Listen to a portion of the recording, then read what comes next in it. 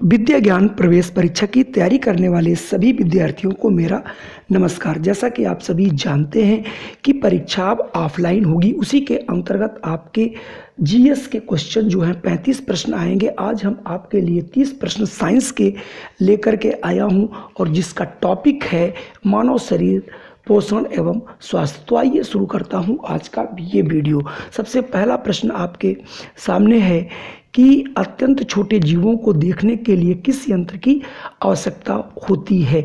नंगी आंखों की, सूक्ष्मदर्शी की, दूरदर्शी की या फिर इनमें से कोई नहीं। अपना आंसर आप सोचिए और आपको बताना इनमें से कौन सा प्रश्न आंसर सही है। तो इसका सही जवाब होगा सूक्ष्मदर्शी, यानी ऑप्शन बी वाला बिल्कुल सही है। अगले प्रश्न की ओर बढ़ता हूँ। अगला प्रश्न है भोजन में पोषक तत्वों की कमी से हो जाने वाला रोग, कुपोषण, संक्रामक, निमोनिया या फिर चेचक। तो इसका भी उत्तर आप सभी को आता होगा। आप जल्दी से सोचिए और बताइए इसका आंसर क्या होगा।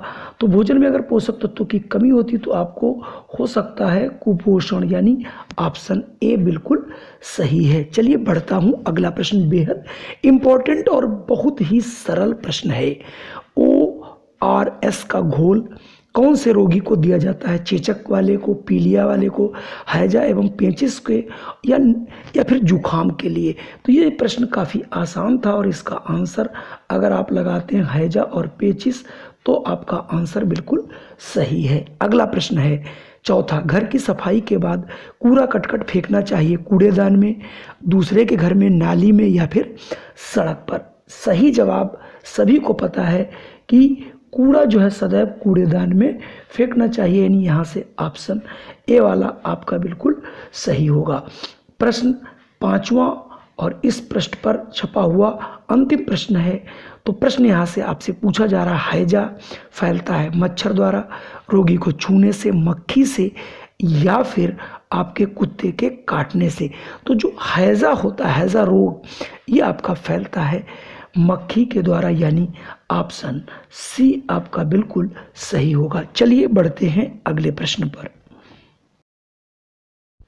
अगला प्रश्न 6 है, प्रदूषित भोजन अथवा जल ग्रहण करने से कौन सा रोग हो सकता है? पीलिया व पेचिश, खसरा या फिर तपेदिक और चेचक? तो इसका सही अगर आपको जवाब पता है तो आप जरूर जानते होंगे कि दूषित जल अथवा भोजन ग्रहण करने से पीलिया और पेचिश होने का खतरा रहता है। अगला प्रश्न, रतौंधी में लेने चाहिए। तो रतौंधी रोग जो है विटामिन ए की कमी से होती है और विटामिन ई पीले फलों से मिलता है, हरी सब्जियों से मिलता है, खट्टे फलों से मिलता है, सूर्य की किरणों से मिलता है। सही जवाब होगा पीले फलों से जो है विटामिन ए मिलता है, जो कि रतौंधी के लिए उपयोगी है। अगला प्रश्न 8वां, मसूड़ों में सूजन, दांतों में खून आना किस रोग के लक्षण है?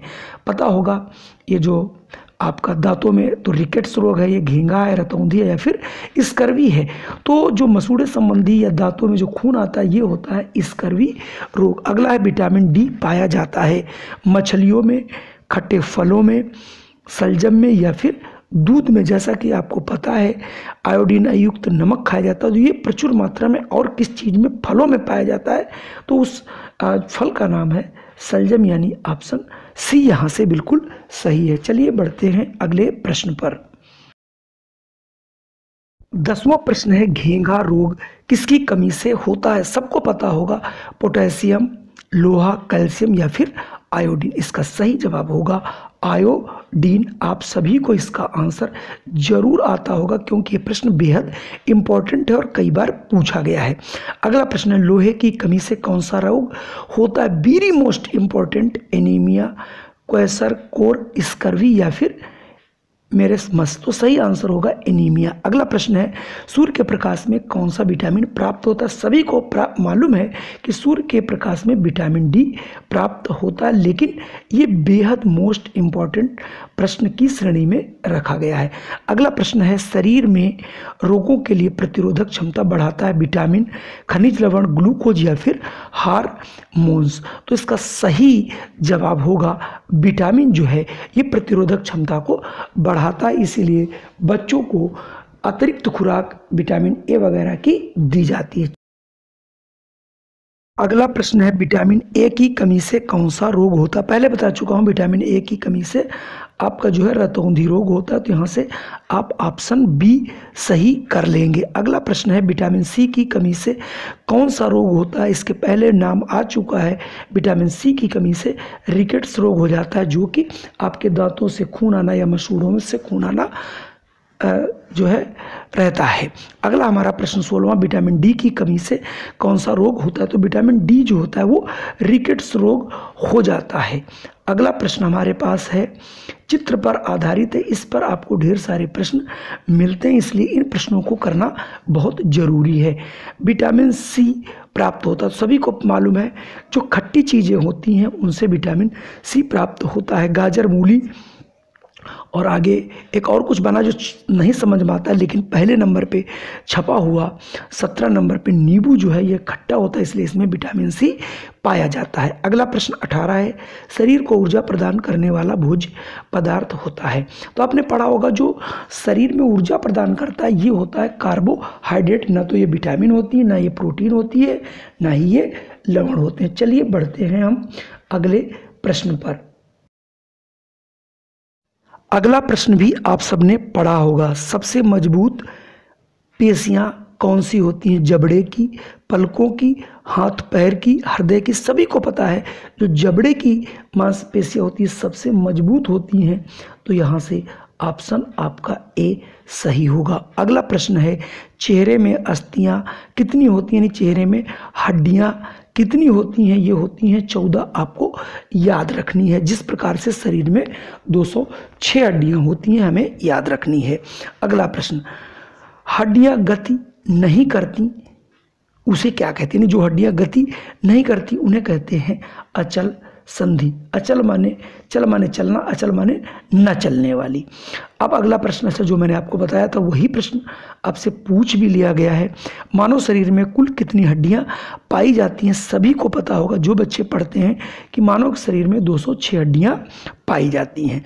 अगला प्रश्न बेहद इंपॉर्टेंट है और इसे देख करके मतलब चित्र जरूर देखना है और उसका आंसर भी आपको आना चाहिए। हृदय तथा फेफड़े की सुरक्षा कौन करता है? सभी को मालूम है, हृदय जो हमारी पसलियां होती हैं ये हमारे हृदय और फेफड़े की सुरक्षा करती हैं। ये भी नहीं करता और ये भी नहीं करती और ये भी नहीं करती, तो हमें याद रखना है जो हमारी पसलियां होती हैं वो हृदय और फेफड़े की सुरक्षा करती हैं। चलिए बढ़ते हैं अगले प्रश्न पर। शरीर के अंगों की गति में सहायक है, यानी शरीर के अंगों की गति में जो अंग दिए सबसे अधिक कौन सहायक? तो ये होगा हमारा हाथ पूरा, तो यहां से हो जाएगा ऑप्शन बी। चलिए बढ़ते हैं अगले प्रश्न पर। अगला प्रश्न आपके सामने, मनुष्य के वक्ष का पिंजरा कितनी अस्थियों से मिलकर बना होता है? यानी जो छाती है उसको वक्ष कहते हैं, तो इसमें कितनी जो है पसलियों से कितनी जो अस्थियां होती हैं? तो इसका सही जवाब होगा 12, तो यहाँ से ऑप्शन ए हम लोग चुन लेंगे। अगला प्रश्न है, शरीर के अंगों की गति में सहायक हैं, तो यहाँ से सहायक हैं हड्डियाँ और मांसपेशियाँ, दोनों ऑप्शन ए सही होगा। अगला प्रश्न है 27, वयस्क मेरुदंड कितनी हड्डियों से मिलकर बना होता है? यानी जो हमारी रीढ़ की हड्डी होती है इसमें कितनी हड्डियों से ये मिलकर बना होता है? तो ये कुल मिला के होती हैं 26 हड्डी। चलिए बढ़ते हैं अगले प्रश्न पर। अगला प्रश्न बेहद मोस्ट इंपॉर्टेंट है, मनुष्य के शरीर में सबसे छोटी हड्डी कहाँ पाई जाती है? तो ये सबको पता है, मनुष्य के शरीर की सबसे छोटी जो हड्डी है वो हमारे कान में पाई जाती है, जिसका नाम होता है स्टेपीज। तो यहाँ से ऑप्शन जो है डी सही हो जाएगा। अगला प्रश्न है, कान में पाई जाने वाली छोटी हड्डी कौन सी? देखिए वही प्रश्न फिर रिपीट हो गया है, तो ये हो जाएगी स्टेपीज, यानी ऑप्शन बी। अगला प्रश्न है, जांघ में पाई जाने वाली सबसे बड़ी हड्डी। तो मनुष्य के शरीर में सबसे बड़ी जो हड्डी होती है वो हमारी पाई जाती है जांघ में, और जिसका नाम होता है फीमर, हमें याद रखना है। तो ये थे आज के हमारे 30 प्रश्न दोस्तों।